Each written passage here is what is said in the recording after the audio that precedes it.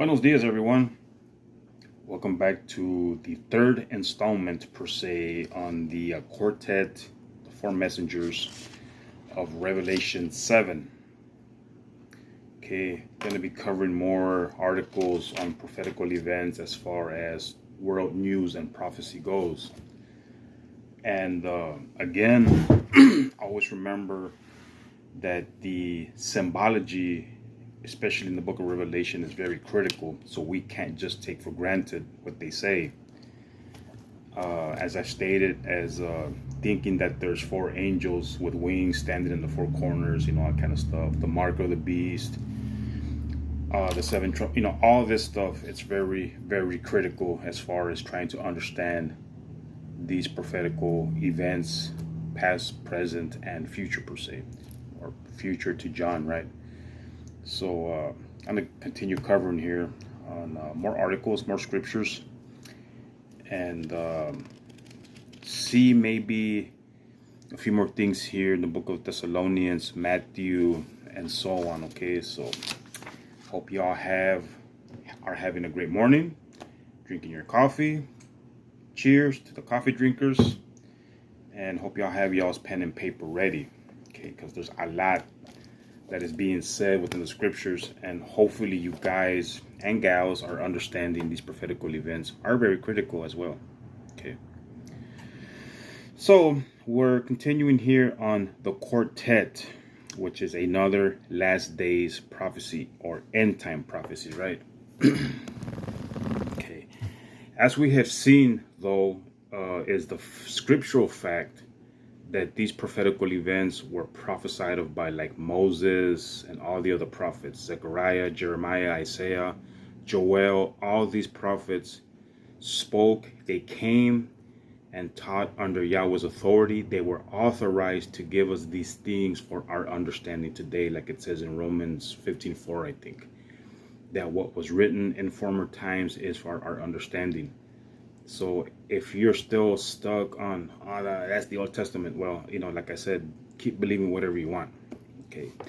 I know at times, like it was for me at one time, a lot to grasp, because once I had like all this, enough information, I would have trouble and be given like people in the feds where I was at too much information. But I think over the years, and I've seen it more well enough, that it's always better to just give people a little at a time. Okay, so that's why I just do these, per se, in 1 hour increments. Whenever you have lunch or a break or whatever, after work or whatever you might be doing, like it says also in I think it's in Corinthians as well. It's always just better to give people, make your argument, per se, with less words, because like we read somewhere also, it says that in the in the abundance of words there's a lie, but I am not lying to you guys. Okay, so let me turn the volume on this thing down.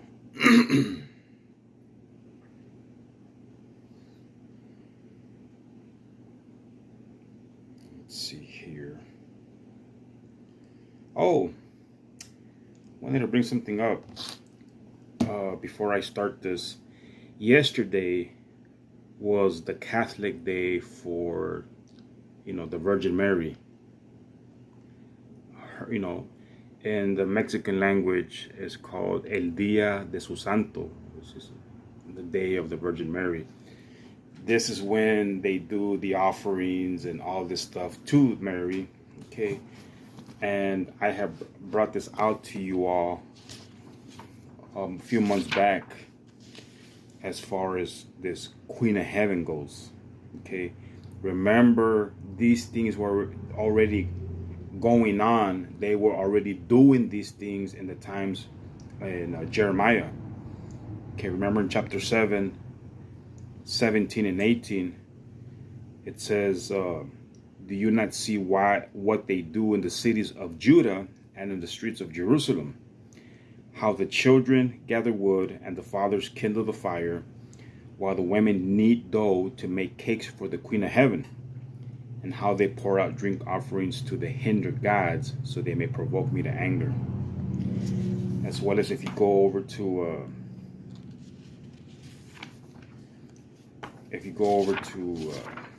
chapter 44 of the same book of Jeremiah, we read in 17, 18, 19, it's talking about the same thing. It says, instead, we will certainly do what we have vowed to do. We will burn incense to the Queen of Heaven and pour out drink offerings to her, just as we and our fathers, our kings and our princes used to do in the cities of Judah and in the streets of Jerusalem. For then we had plenty of food, were successful, and experienced no trouble. But since we stopped burning incense to the Queen of Heaven and pouring out drink offerings to her, we have lacked everything and have been consumed by the sword and by famine. The women then said, when we burned incense to the Queen of Heaven and poured out drink offerings to her, it was not without our husband's knowledge and consent that we made cakes for her to worship her and poured out drink offerings to her. So, again, if you guys are newcomers, these things, if you might have a Hispanic, Mexican, maybe even Latinos, I don't know if they do this or not, I'm sure they do. But so you can tell them, hey, what are you doing, these guys? You know, so but like I said, okay. So just wanted to bring that out to y'all's attention, that yesterday, second day of the week, Monday, was the day for La Virgen. Okay, all right. So anyways, we'll continue here on the quartet, the prophecies of the quartet. The inspired prophecies in your Bible are coming to pass regularly in this time period. In the January 2009 Prophetic Word magazine, which is these, because it says get it, because it shows the prophecy of the quartet and the first three seals of Revelation 6. The Catholic Church and George W. Bush in prophecy, the taking of peace from the earth and the economic collapse of the markets of all nations are all very much a part of the quartet in prophecy. What's next in the prophecy of the quartet? The next step is the nuclear baby. The nuclear baby was so named by the great apostle Shaw, who shows that the Catholic Church, the Pope, is very much involved. Remember this, the Savior said, all this in Matthew 24, and I'll read a few here. Pretty much you can read all the way through the whole chapter. But in speaking of peace taken from the earth and who is involved and so on and so on and so on is mentioned here in Matthew 24. Also remember, I brought it to y'all's attention a few videos back as well, that Matthew 24 pretty much covers the five horsemen. For those of you who were taught there were only four, there's actually five. Okay, and I made mention of this, that I watched a video about a month ago now, where this guy was trying to talk about the five horsemen, but he mixed the first one, which is the false religion, with the true Messiah. Okay, and I was like, no, that's a big no, can't be doing that kind of stuff. Okay, so Matthew 24 speaks of all these things. Notice in 24:1, Matthew, it says, Yeshua went out and was leaving the temple when his disciples came to show him the buildings of the temple. But Yeshua said to them, do you see all these things? Truly I say to you, there will not be one stone left sitting on top of another, which will not be thrown down. Now as he sat on the Mount of Olives, the disciples came to him privately, saying, tell us, when will these things be? What will be the sign of your coming and the end of the age? Yeshua answered and said to them, be on guard so that no man deceives you. For many will come against my name, saying, I am anointed to preach salvation, and will deceive many. Okay. And you will hear of wars and rumors of wars. See that you are not troubled, for all these things must come to pass, but the end is not yet. For nation will rise against nation, and kingdom against kingdom, and there will be famines and pestilences, disease epidemics, and earthquakes in place after place. All these are the first half of the sorrows or tribulation. Then they will hand you over to be afflicted, and will kill you, and you will be hated above all peoples for my name's sake. Again, like I stated also, nobody hates you for believing in Jesus Christ. Everybody just loves you. And then will the many be offended, fall away, and will betray one another, and will hate one another. And many false prophets will arise and will deceive the many, the majority. I'll read it again. And many false prophets will rise and will deceive the many, or the majority. And because iniquity, the rebellion against Yahweh's laws, will abound, the love of the many will grow cold. And like I stated, we've seen this today in all the school shootings, people condemning the shooters, like the ones I told you here in Uvalde, the next few towns over. Y'all should have seen those comments coming from Christians and Catholics. They're, I mean, ridiculous. Just, hey, you know, F him, and that MF should burn in hell. And then I'm like, okay, everybody becomes a judge. Let's see. But he who trusts in Yahweh until the end, the same will be saved. And this message of the kingdom will be preached to all the world by the one who bears witness to all nations, and then the end will come. For then will be great tribulation, such as not has come to pass since the beginning of the world to this time, no, nor ever will be. Oh, excuse me. And unless those days were shortened, there would no flesh be saved. But for the elect's sake, those days will be shortened. Immediately, but after the great tribulation of those days, will the sun be darkened, and the moon will not give her light, and the stars will fall from heaven, and the powers of the heavens will be shaken.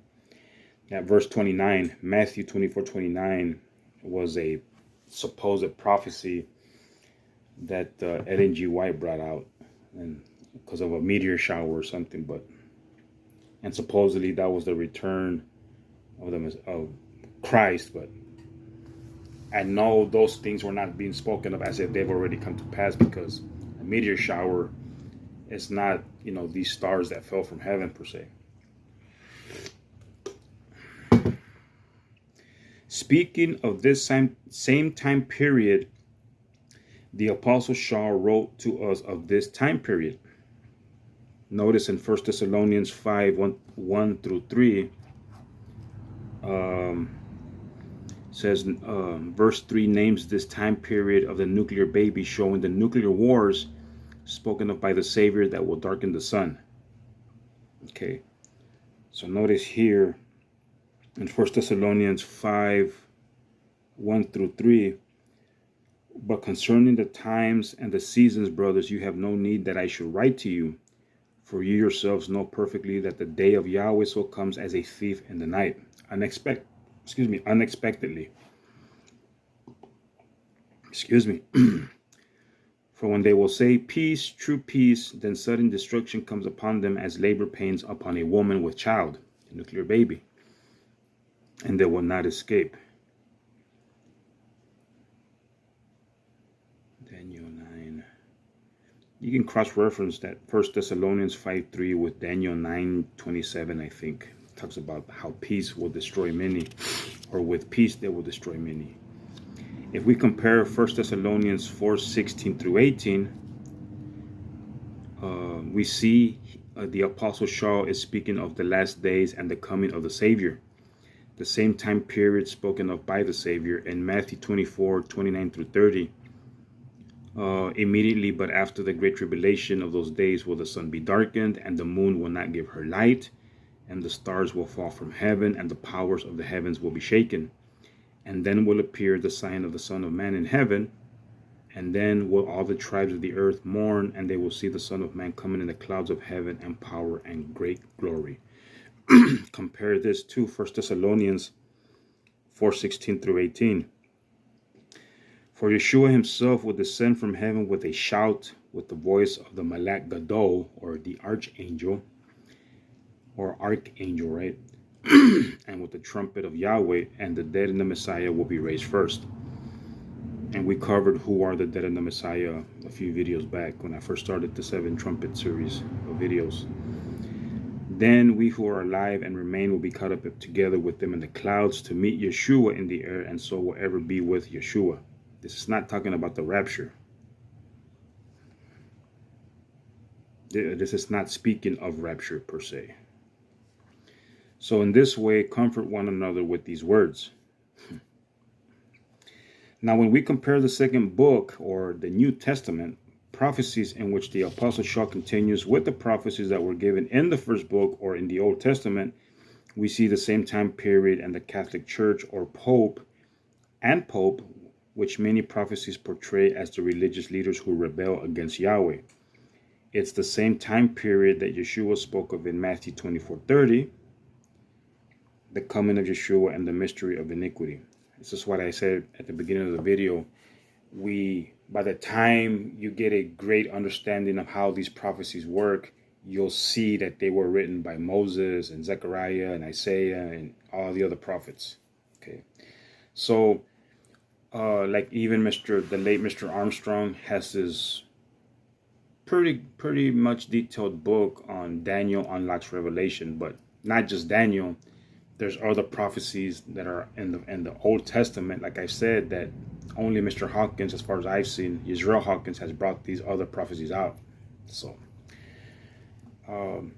there's just a lot more people than just the book of Daniel to Revelation. Revelation covers Zechariah, Isaiah, Jeremiah, Joel, and speaking of the great multitude army that's coming in, that stated in the book of Revelation as well. So there's other things that I think I might remember. He might have mentioned those things, but people like that need to make more mention and more detail as far as these prophecies go, to get the viewer or the listener to start reading the Old Testament, because a lot of times the majority have been led to believe that the Old Testament was done away with. Okay, but remember, nobody in New Testament times ever spoke of the Old Testament. They referred to as the Holy Scriptures, like Timothy. The Holy Scriptures made him wise unto salvation. They didn't have the New Testament in his time, so they were referring to what's written in the Old Testament per se. Okay. All right. So yes, we were reading here. It says that we see the same time period and the Catholic Church and Pope, which many prophecies portray as the religious leaders who rebel against Yahweh. It's the same time period that Yeshua spoke of in Matthew 24:30, the coming of Yeshua and the mystery of iniquity. Notice now in 2 Thessalonians 2:1-12. Now we plead with you, brothers, concerning the coming of our King, Yeshua Messiah, and our gathering together to him, that you not be soon shaken in mind, nor be troubled, neither by spirit, nor by word, nor by letter, as if from us, as that day of Yahweh is at hand. I was making mention of this to y'all a few videos back about how certain random inmates in the feds were getting letters from this lady who had a website called wecanknow.com. And I looked it up the other day, and it's no longer there. But they brought it to us, and that's because we were the different group of religious people. And we're like, why are you bringing that stuff to us? We've invited people to go to our class, and now they're all worried about it. But it's falsehood, it's deception like that. That people are like, oh, he's coming. No, he's not coming yet. Nobody knows when he's coming. Okay, so don't believe it, people. Because you might be in the most popular religious group in the U.S. does not mean they know what they're talking about. Okay. Remember, the Messiah said, not even the Son of Man knows that when he's coming back. Okay. All right.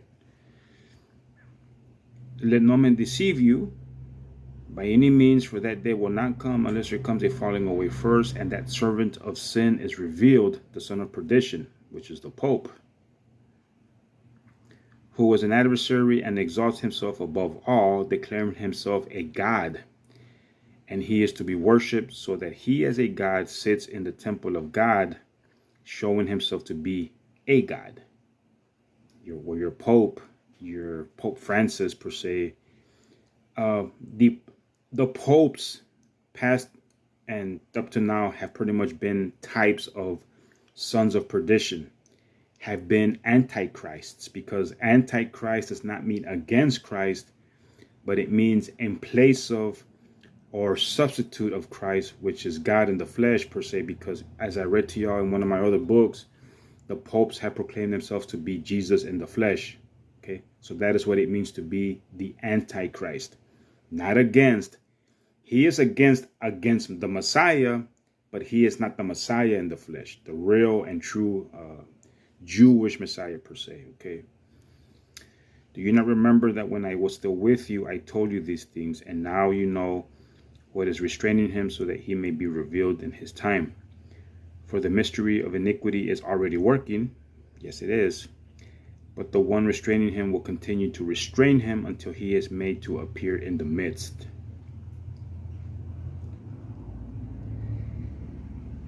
Let's see.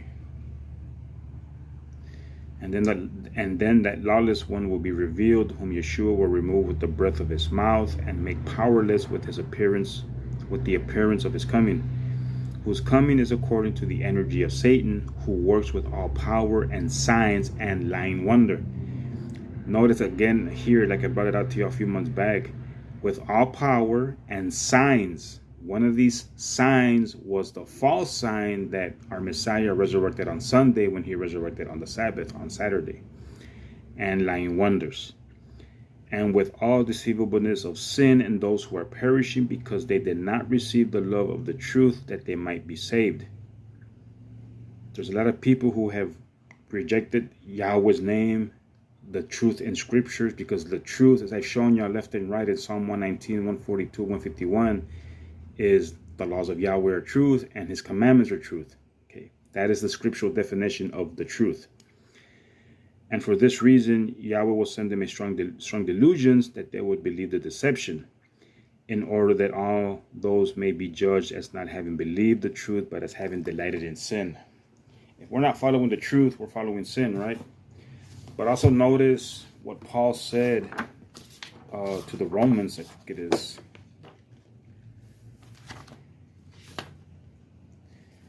Notice in Romans chapter 1, in reference to this, I'll read it again. In 1 Thessalonians 2:10, and with all deceivableness of sin and those who are perishing because they did not receive the love of the truth, that they might be saved. And for this reason, Yahweh will send them strong delusions that they will not believe the deception, that they would believe the deception, in order that all those may be judged as not having believed the truth, but as having delighted in sin. If you read delighting in sin is unrighteousness. It's the breaking of Yahweh's laws. Okay, there's a lot that has to deal with righteousness, but more in unrighteousness because it is so rampant in this world. Okay, if you read Romans chapter 1, chapter 123 says, and exchange the glory of the uncorruptible Father for images made to resemble corruptible man and birds, four-footed beasts, and creeping things.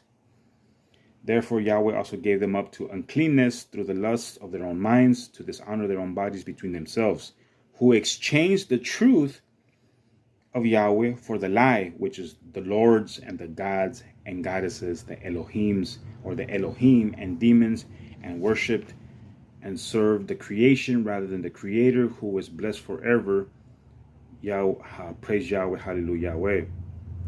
For this reason, Yahweh gave them up to degrading passions, for even their women exchanged the natural use into that which is against nature. Okay, so this is the guy responsible for all these things, because they have persecuted Yahweh's people, have made them believe the lie, God, and worshiping a creation, which is Satan, Lucifer, the God of this world, and have rejected Yahweh. And there's people out there still that know the name of Yahweh and say, well, now we'll just continue using God because we're in a modern day America and everybody, the many, is doing it anyways. Don't deceive yourselves, people. The majority in something like this has never been right. Okay, the Pope has millions, or if not billions, of followers, let alone just here in America. Then you got Mexico, then you got South America, and you got all of Rome. So it's crazy.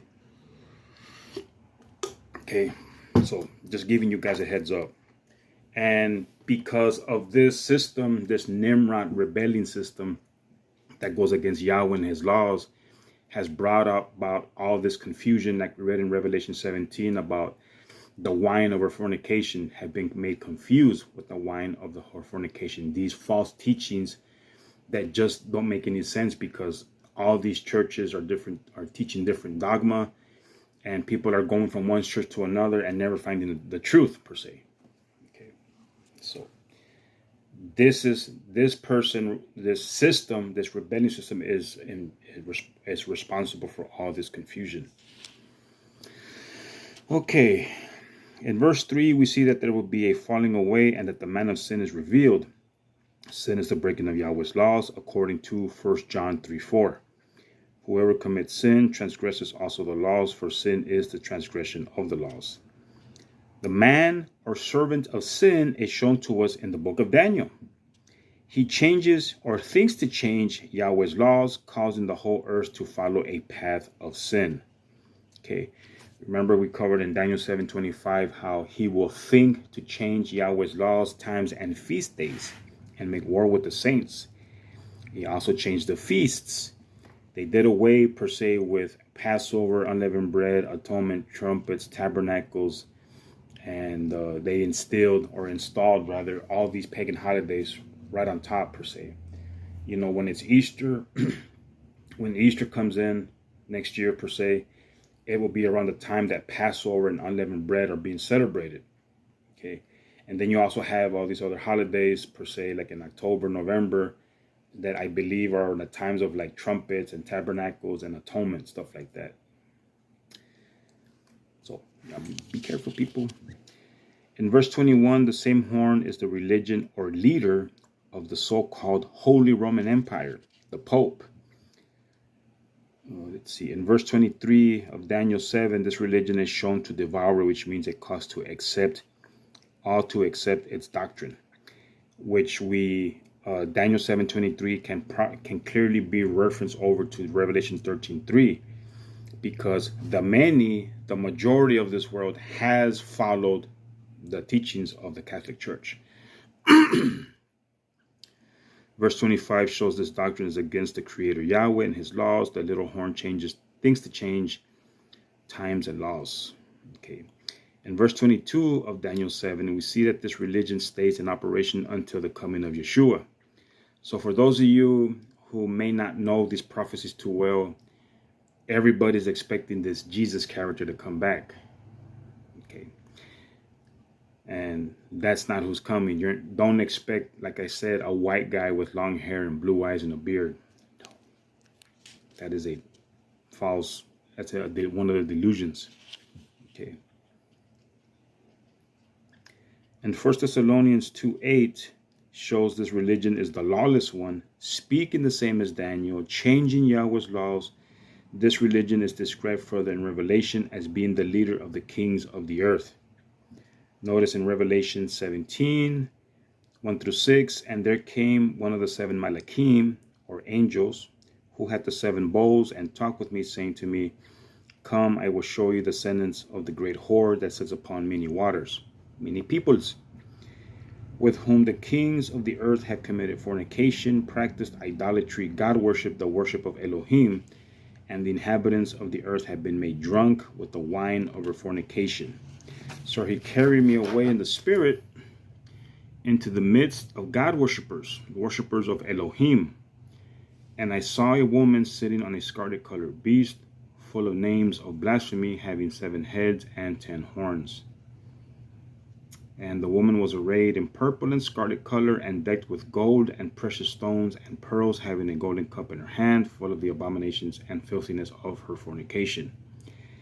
And upon her head was a name written. Remember, it says name. Mystery Babylon the Great, the mother of the harlots and of the abominations of the earth. And I saw the woman drunk with the blood of the saints and with the blood of the martyrs of Yeshua. And when I saw her, I wondered with great astonishment. And this is verse 18 now. And the woman whom you saw is that great city which reigns over the kings of the earth.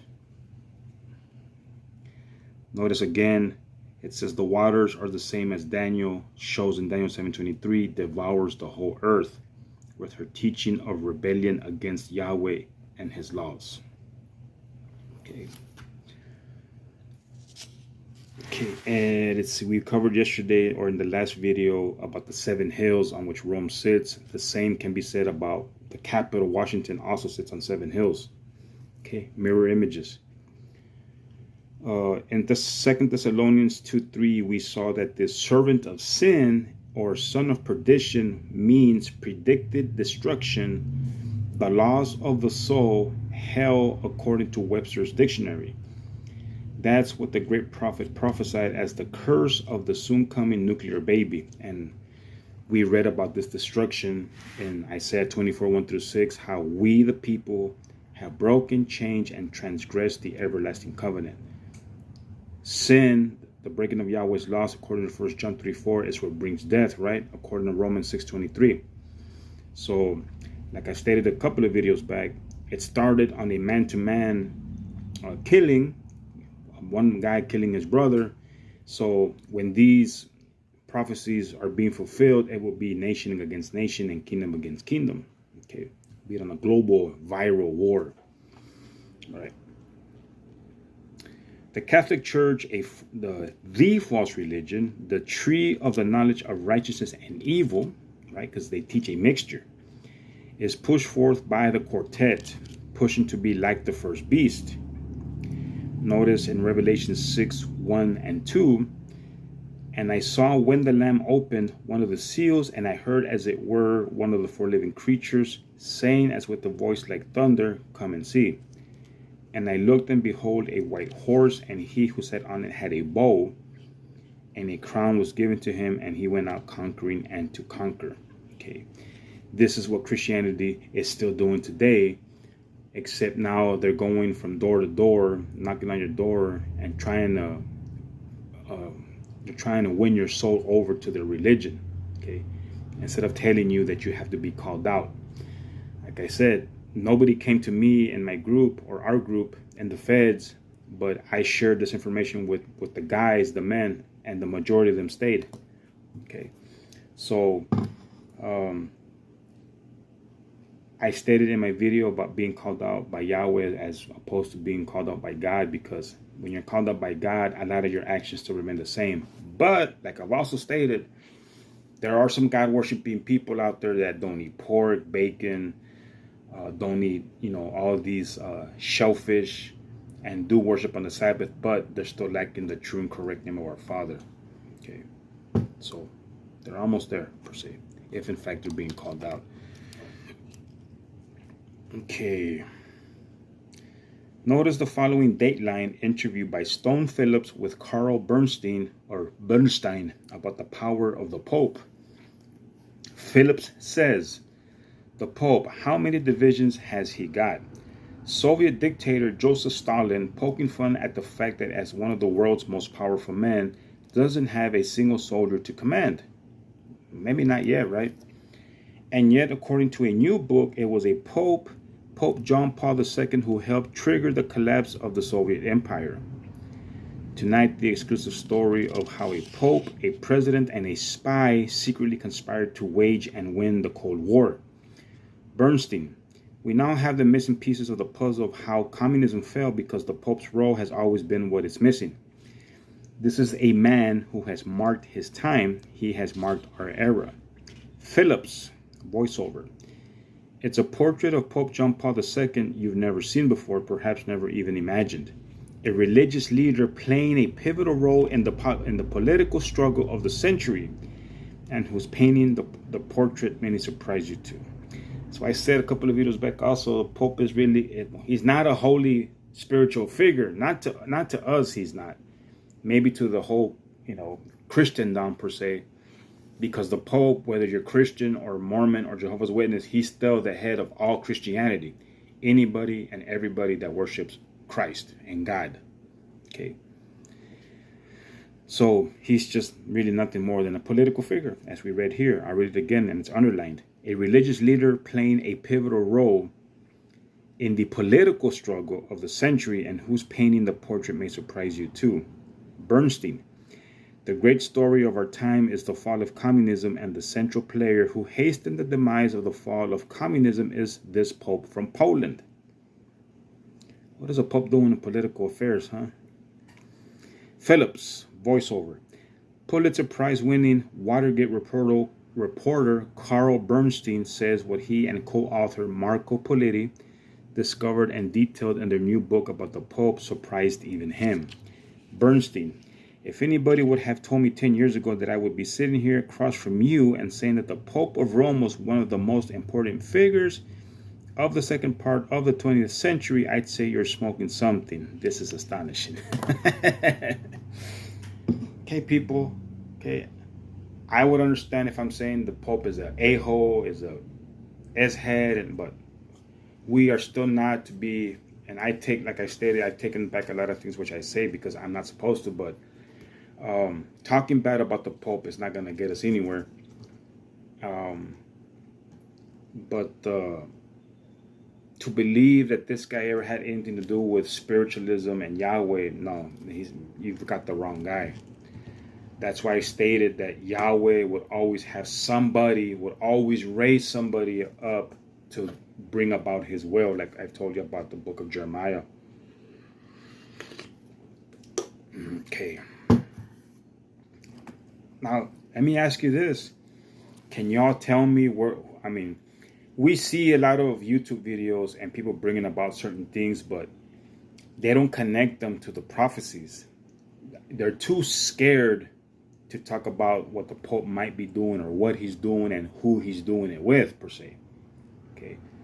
But it's time to buck the system, people. Time to get up off our butts and say, hey, that's not the guy you want to follow. Okay. Notice here in this next article, and these have to do still with the prophetical events we're talking about here as far as the quartet and other important prophecies go. All the prophecies. Bush says he sees God in the eyes of the Pope. From Washington, D.C., April 13th of 2008, from zenit.org, zenit.org. U.S. President George Bush said that when he looks into Benedict XVI's eyes, he sees God. Bush is planning an all-out welcome for the Pope. The president says he plans to do this because the Pope is a really important figure in a lot of ways. Well, he is to the, I think I stated it once or twice, like to the nations, because I've read articles where they've built churches, they built schools, hospitals, that kind of stuff. So, okay, I'll buy that. The Holy Father, Bush said, represents and stands for some values that I think are important for the health of the country. And when he comes to America, millions of my fellow citizens will be hanging on his every word, and that's why it's important. Of course, Bush called the Pope the Holy Father. We were told by the Messiah, do not call anybody on earth Father, because one Father we have, and he is in heaven.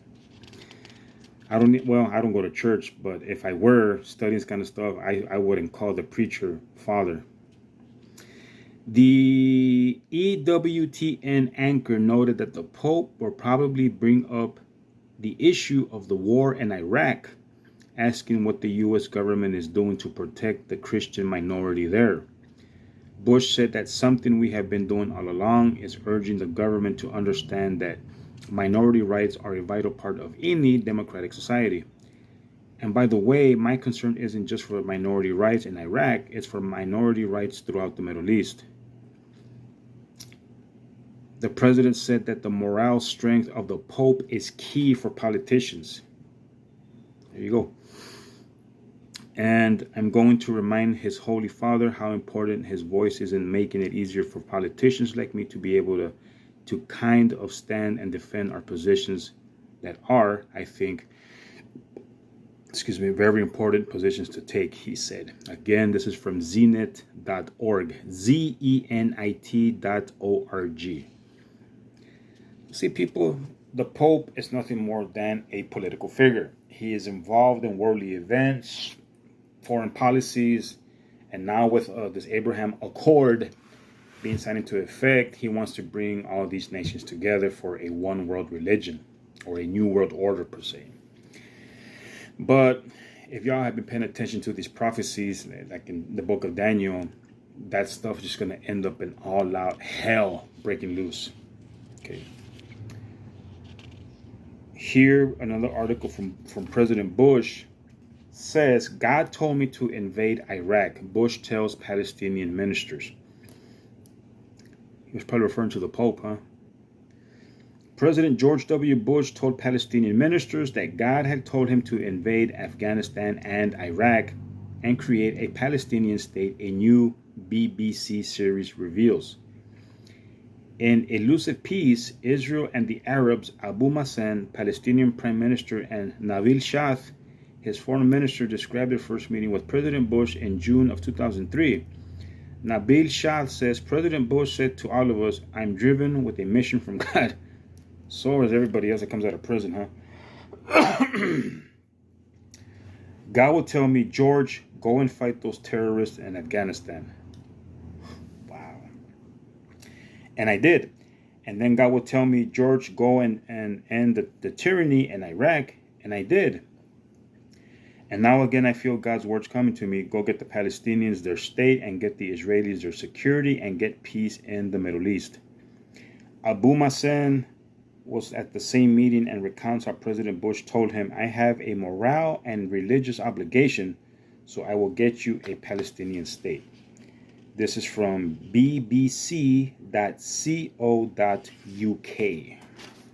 Weird people. Crazy stuff.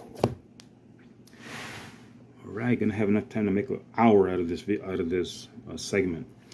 Bush pledges crusade against evildoers. This is from the Associated Press. President Bush, vowing not to be cowed by evildoers, pledged a crusade against terrorists, or bringing war on anybody and everybody that were not accepting their ways, like we read also in Revelation 13:15. Same people. As Bush sought to rally Americans to get on with their lives and jobs, administration officials asserted on the Sunday talk shows that nations that harbor terrorists would face the full wrath of the United States. What about the ones that live here? Well, I'm not saying that all Arabs and Muslims that live here are terrorists, because a lot of them are actually for the American way, but their belief may not be. Okay, just like we have a lot of Christians and Catholics that, they say they're the right ones, but their political views are also still either they're like this or they're like that. Okay, so not everybody's belief in this country, though this country might be Christian, that people may not be. I am not a Christian. Okay, this is from the Associated Press. They emphasized that the battle against terrorism would be long and include legal, diplomatic, and economic offensives, as well as military action. Bush, upon returning to the White House from Camp David, said, I gave our military the orders necessary to protect Americans. This crusade, this war on terrorism, is going to take a while, and American people must be patient, Bush said. From this next article is from irregulartimes.com. Bush's war on evildoers, a holy crusade. If y'all have studied, I didn't study too much in detail per se, but we've had crusades since who knows how long. And all these crusades per se were to kill, if there was a nation on top, per se, the U.S., they were not killing anybody and everybody that did not conform to their ways or religious beliefs. Because whether y'all might want to accept this or not, what I'm about to say, it's actually kind of factual. This government is the set of laws is a religion, because it runs on a set of laws per se, just like the way our religious laws, the laws of Moshe, go. Just to give you an example. Okay. If it was Afghanistan, they went out and killed anybody, or they called infidels and who were not believers in their faith. Okay. If it was Russia and if it was anybody else, it works all the same way per se, but none more brutal than Rome and the United States. You must remember that these crusades were also being led by the Pope, who sponsored and supported Adolf Hitler in killing Jews. Okay, crusades, holy crusades. And like I stated, just because Russia attacked Ukraine does not mean there's somebody behind Russia doing this, helping them out or supporting them. Okay. So, and the funny thing is about Adolf Hitler was that I read online a couple of years back that he actually is a descendant of Judah, the tribe of Judah. I had a buddy of mine tell me, no, he was born in Germany. Listen, people, I am of Mexican descent. I was born here in Texas. My mom and my dad are both from Mexico, but even then, we've come to find out recently, with the past few years, me and my sister have found out that we have like Spanish, European blood in us. But at the same time, we're all natives. We're all native people. We're all tribal people, per se. Okay. So, and also, as I told y'all, it's supposed to be said that we, the Mexican Spanish-speaking people, come from the tribe of Issachar, Isaac. Okay. And then, of course, you have like the white people, per se, coming from the tribe of Dan and so on and so on. But you have a lot of white people who are also Scottish, Irish, and Australian, and British, English, all this stuff. It doesn't matter where you were born. The land you're born in does not determine that you are, per se, of that country. Your ancestors might have been traveling around. They probably came over here and had you here and took you back over there. I'm just saying, just to make an example. Okay.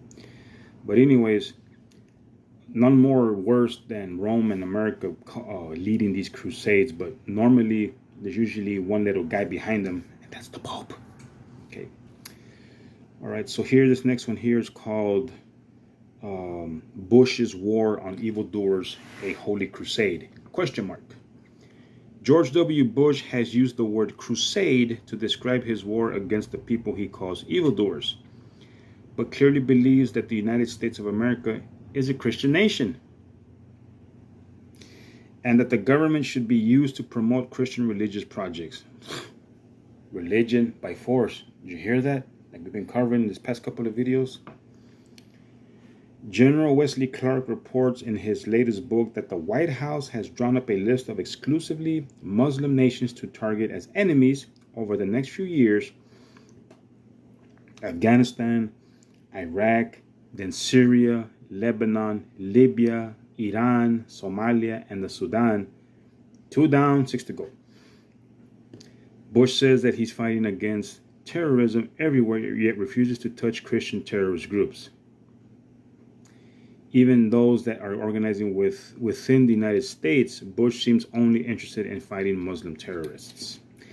Now, the bad thing about these crusades, though not directly, is that they've attacked these religious groups here in the U.S. because they're not Christian. Okay, like I read to y'all. Oh, let me make a correction. Like I read to y'all about the House of Yahweh being attacked because they're supposed to be like this cult, because they're teaching the truth to the people, and Christianity is finding out and they're getting upset that they've been lied to and that they're completely wrong, pretty much. I talked about how supposedly one of the Weavers, Randy and Vicky Weaver, were assassinated. I can't remember exactly what that was, but I read into it not too long ago, a few months back rather, and it's a little bit different than what I told you. But it's still a fact that if you're not part of the mainstream religion, like David Koresh was said to have been Seventh-day Adventists, keeping the Sabbath. And it's always up to the government to put their hands and their feet and their ass in every other church just to go see what it is they're teaching. And as long as you're teaching the norm, the modern day teachings, you'll be all right. But if you're teaching, you see, the government already knows there's people who know that they are the beast out of the earth. This government knows that a lot of people here, well, maybe not a lot, but few people here in the U.S. know that they are corrupt. Very, very corrupt. Like I've stated to you a few videos back, I saw the corruption in my paperwork on my case when I got busted. Very crooked people. Crooked people. But yet the government wants to say, well, nobody ever said this was, we're still the best country to live in, and, we never said it was perfect. Justifications, right? But yeah, they'll always come up against anybody who does not partake of their evil ways, per se. And it's just kind of funny that Bush, like it says here, might have gone all against anybody who wasn't Christian, but using Christianity to persecute people. It's crazy. It's really crazy. But these are the things, people, that are written in our scriptures for our understanding. And if, like I said before I started, and if you don't know how the prophecies work or how to put them in hand in glove per se, you're going to miss a lot of these things. When I read these things, I also look for keywords and phrases. If you see me going like this kind of, and I look for words that presidents have used or popes have used or other leaders have used, but mainly here in the US and in Rome per se. Okay. So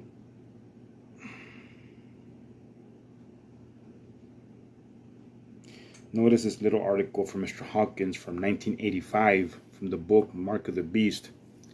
So I'm going to quote this, so maybe I can help you better explain prophetical or prophecies. He says, I realize many of the prophecies are shocking and may arouse fear, but since they do involve each and every person on the face of this earth, we dare not leave anything out. It is our hope that the excitement of knowing the future will replace the fear one might find in these prophecies and will start one on the road of preparation for the future. Okay, so I said, you can't prepare for what's coming if you don't know what's coming, right? I think I said it a couple of times in my videos. Okay. The wise being who gave these prophecies, our great Heavenly Father, Yahweh, is also a most caring, loving being who provides for his own children. When you become familiar with the information Yahweh has given us through prophecies, then prophecy will begin to make sense to you. Prophecy will become exciting and captivating. It will give you insight to your Creator and new and greater hope in our lives. Okay. So it's very crucial, it's very critical, people, to understand, realize, study, and research these prophetical events. Okay. So let me see here.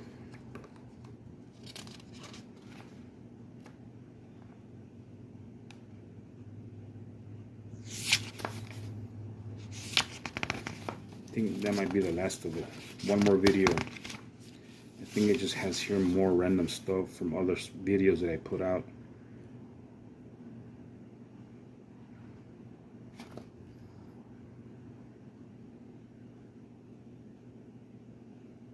So anyways, yeah, I'll probably cover one more video after this one. Make it 4 total. Okay, so again, people, thank you guys for viewing.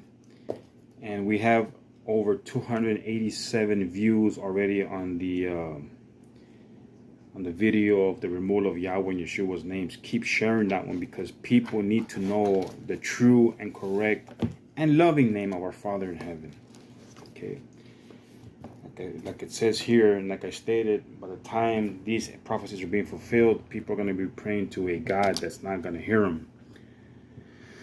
And even if we do have Yahweh in Yeshua's name, if all we ever did was live a life of sin, still not going to hear us. Okay? Because like we read in Isaiah 59, 1 and 2, and in John 9:37, Yahweh does not listen to sinners. Okay? So, comment section is open. Leave your thoughts, comments, questions, your what's ups, hello. Like I said, if y'all want to tell me where you're watching from, that's great. If not, that's cool too. So I will see you guys and gals in the next video. Y'all have a great third day of the week. Cheerio.